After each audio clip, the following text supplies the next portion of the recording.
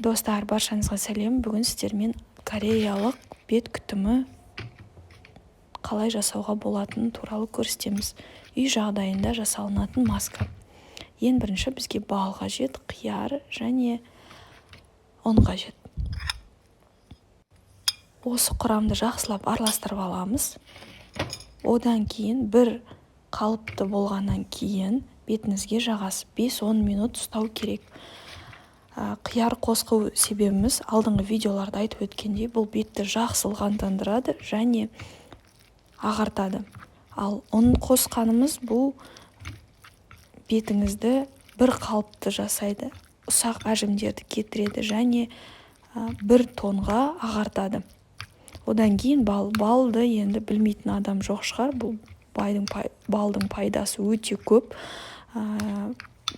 Балмен көптеген косметикалық наборлар шығарып жатады атақты компаниялар.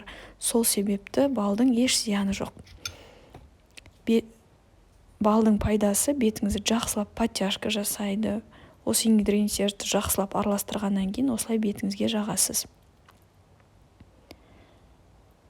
Маған қатты қою ұнамайды. Енді өзіңіз қою қылып бетіңізде ұзақ ұстағыңыз келсе қою қылып жасасаңыз болады. Мен бұл масканы таңертең және кешке жасаймын. Бұл маскадан кейін бетіңіз жұмсарып, ылғалдандырып, жақсы болып қалады. Сондықтан жасап көрсеңіздер өкінбейсіздер. Достар, маған подписка жасап, лайк қоюды ұмытпаңыздар. Болашақта көптеген лайфхактар, маскалар және бет күтімі туралы көптеген видеолар шығатын болады.